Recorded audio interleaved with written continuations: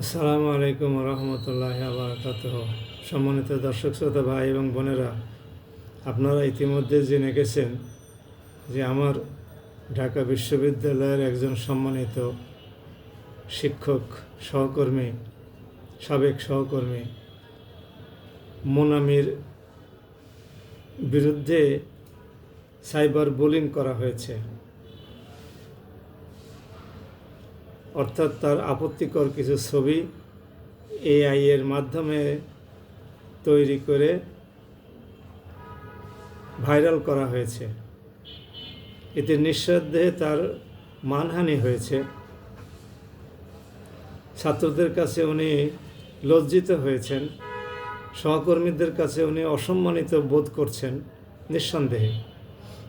আমি এই ধরনের অপচেষ্টার তীব্র নিন্দা এবং প্রতিবাদ জানাই এবং ঢাকা বিশ্ববিদ্যালয় কর্তৃপক্ষকে তার পাশে এসে দাঁড়ানোর জন্য অনুরোধ করি। ডাকসুকে তার পাশে এসে দাঁড়িয়ে তাকে সব রকম সহযোগিতা এবং যারা এই অন্যায় করেছে তাদেরকে ধরিয়ে দেওয়ার সর্বাত্মক চেষ্টা করার জন্য আহ্বান জানাই। ঢাকা বিশ্ববিদ্যালয় আমাদের অত্যন্ত গর্বের প্রতিষ্ঠান। আমরা যে কোনো মূল্যে বিভিন্ন দলের সেখানে সমাবেশ আছে, বিভিন্ন দল সেখানে শিক্ষকদের মধ্যে ব্লু প্যানেল আছে, হোয়াইট প্যানেল আছে, পিঙ্ক প্যানেল আছে। তারপরেও আমরা বিভিন্ন দল করে এসেছি, কিন্তু একে অপরের সাথে ইন্টারপার্সোনাল রিলেশনশিপ আমাদের ছিল অত্যন্ত সুন্দর। আমরা সম্পর্ক কারোর সাথে নষ্ট করি নাই। দল করেছি আলাদা করে, ইলেকশন করেছি আলাদা আলাদা প্যানেলে।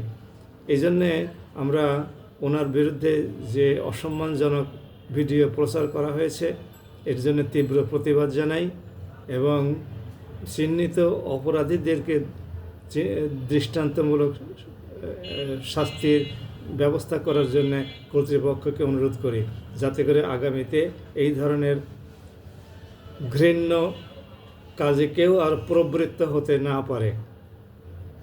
যে কোনো মূল্যে আমরা সবাইকে অনুরোধ করি, ঢাকা বিশ্ববিদ্যালয়ের শিক্ষকদের, শিক্ষার্থীদের, কর্মকর্তা কর্মচারী সহ সকলের মান সম্মান রক্ষার জন্যে সর্বাত্মক প্রচেষ্টা চালানো উচিত। কোনো অবস্থাতেই নির্বাচনে হেরে গেলাম এর প্রতিশোধ নিতে হবে শিক্ষকের সম্মানহানি করে, এই প্রবণতা থেকে আমাদের বেরিয়ে আসা উচিত। অথবা যারা ডাকসুতে জিতেছে তাদের অসম্মান করে তাদের বিরুদ্ধে সাইবার বুলিং করে, অনবরত টিজিং করে এই সমস্ত প্রবণতা পরিহার করা উচিত। আসুন আমরা সবাই মিলে সচেতন থাকি এবং এই সমস্ত অপরাধপ্রবণ ব্যক্তিদেরকে আমরা প্রত্যাখ্যান করি। সবাই ভালো থাকুন। আসসালামু আলাইকুম ওয়া রাহমাতুল্লাহ। আসসালামু আলাইকুম ওয়া রাহমাতুল্লাহি ওয়া বারাকাতুহু। সম্মানিত দর্শক শ্রোতা ভাই এবং বোনেরা, সূরা বাকারার 188 নম্বর আয়াতটি আমি আপনাদের সামনে পেশ করছি এবং এই আয়াত সংশ্লিষ্ট একটি হাদিস আমি আপনাদের সামনে তুলে ধরব। আসুন আমরা প্রথমে কালামে পাকের আয়াতটা শুনি। আউযু বিল্লাহি মিনাশ শাইতানির রাজিম, বিসমিল্লাহির রহমানির রহিম। তোমরা নিজেদের মধ্যে একে অন্যের ধন সম্পদ অন্যায়ভাবে গ্রাস করো না এবং মানুষের ধন সম্পদের কিয়দংশ জেনে শুনে অন্যায়ভাবে গ্রাস করার উদ্দেশ্যে বিচারকগণকে ঘুষ দিও না। এটা গেল কালামে পাকের আয়াত। এরপরে আসুন তাবারানি 11,324 এবং সহিউল জামের 7,054 নম্বর হাদিসটি দেখি। ইবনে আব্বাস রাদিয়াল্লাহু আনহু কর্তৃক বর্ণিত, রাসূলুল্লাহ সাল্লাল্লাহু আলাইহি ওয়াসাল্লাম বলেন, রাষ্ট্রনেতাকে দেওয়া হাদিয়া হলো খেয়ানত করা মাল। আমি হাদিসটি ছোট হওয়ার কারণে আরেকবার পড়ছি। রাষ্ট্রনেতাকে দেওয়া হাদিয়া হলো খেয়ানত করা মাল। সম্মানিত ভাই এবং বোনেরা, আমাদের সমাজ ব্যবস্থাটা এমন হয়ে গেছে যে আমি আমার ন্যায্য অধিকার পাওয়ার জন্যেও ঘুষ দিতে হয়। এরকম একটা অসহনীয় সমাজে আমরা বসবাস করছি যুগের পর যুগ ধরে। আমরা যখন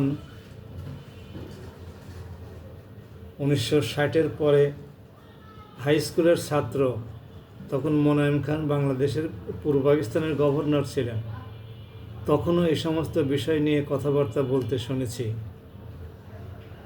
আজ থেকে প্রায় 60 বছর আগেও পরেও, 60 বছর আগেকার ঘটনা বললাম, আজ থেকে তখন থেকে 60 বছর পরেও এই প্রবণতায় এত ব্যাপক হারে বেড়ে গেছে যে এটা আমাদের সমাজের রন্ধ্রে রন্ধ্রে, এমনকি গ্রাম্য সালিশে পর্যন্ত এখন ঘুষ দিয়ে তারপরে ন্যায় বিচার, প্রার্থীকে বিচার নিতে হয়, রায় নিতে হয়, সালিশের স্বীকৃতি নিতে হয় নিজের পক্ষে। আপনারা কি ভাবছেন কত নিচে নেমে গেছি? গ্রাম্য মাতব্বররা, এলাকার ইউনিয়নের মেম্বার, চেয়ারম্যানরা এই সমস্ত কাণ্ডগুলো করে থাকে। আমরা কত নিচে নেমে গেছি। বিশ্ববিদ্যালয়ে আগে ফেয়ার সিলেকশন হতো, এখন ইউনিভার্সিটিগুলোতেও নাকি শিক্ষক নিয়োগের বেলাতে ঘুষের আদান প্রদান চলে। আমার এক ছাত্র ঢাকার কোনো একটি কলেজের শিক্ষক, তাকে নাকি বলা হয়েছে, সে ফার্স্ট ক্লাস পাওয়া, মাস্টার্সে ফার্স্ট ক্লাস পাওয়া এবং আমার আন্ডারে এমফিল করেছে, তাকে নাকি বলা হয়েছে যে 2.5 লাখ টাকা দিলে ম্যানেজমেন্ট ডিপার্টমেন্টের লেকচারার হিসেবে তাকে অ্যাপয়েন্টমেন্ট দেওয়া হবে। আমার কাছে এই কথাটা বলার পরে আমি তো অবাক হয়ে গেছি। তো এইরকম যদি চলতে থাকে দেশে, আমরা এ থেকে সংশোধন হব না। আসুন আমরা এই ঘুষ লেনদেনের প্রবণতাটাকে পরিহার করি এবং ঘুষমুক্ত সমাজ ব্যবস্থা প্রতিষ্ঠার পথে এগিয়ে যাই। সবাই ভালো থাকুন। আসসালামু আলাইকুম ওয়া রাহমাতুল্লাহি ওয়া বারাকাতুহু।